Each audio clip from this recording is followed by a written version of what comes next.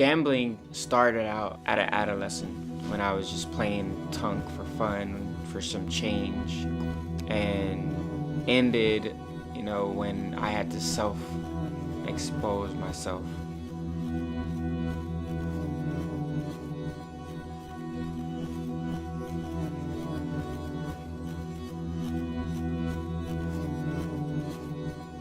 I believe that every time, you go from generation to generation, if there's some type of addiction, it kind of reshapes and reforms. And where my father's addiction may have been like drugs or alcohol, mine was actually gambling.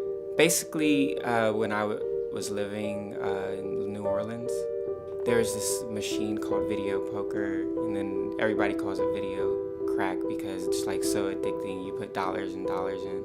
I heard about like Harrah's, and I heard about these boats that had like tons of them. I went to this boat in Lake Charles and tried it out there. It was a really small but great experience, and it was like, hey, I just put $30 and I got $30 back. So subconsciously it kind of just sat there in my head and like, wow, I could make money this way.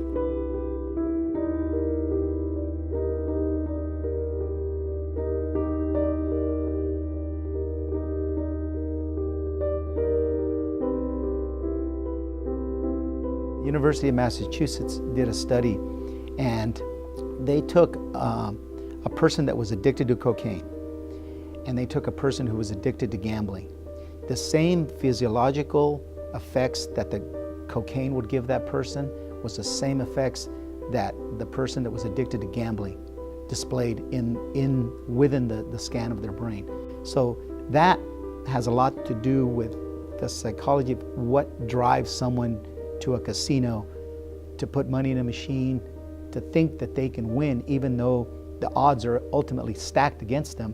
They ultimately know that they can't win, but they know that if they go there, they're gonna get that adrenaline rush. As much as I think I would make money, I never really made money. I would just have some good days and counteract those for the bad days, because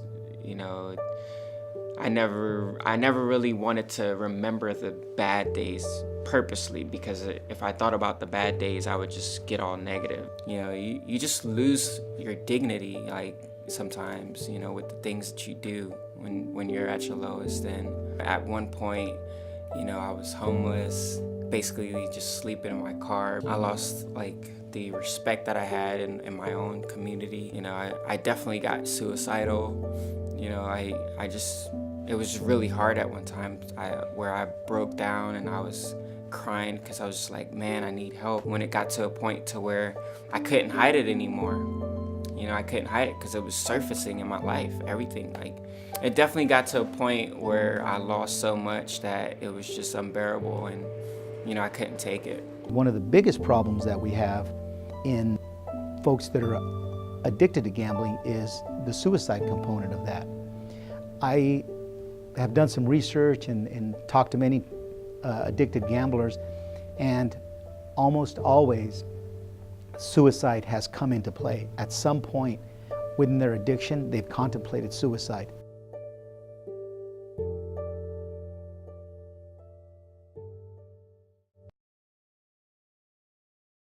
If you're experiencing trouble with gambling, one of the biggest things that you should do is admit to the fact that you have a problem.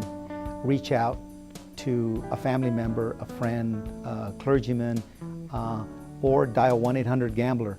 There's online programs that you can reach out to and can give you resources locally. You can call the 1-800 number. They will give you a local therapist that you can go to.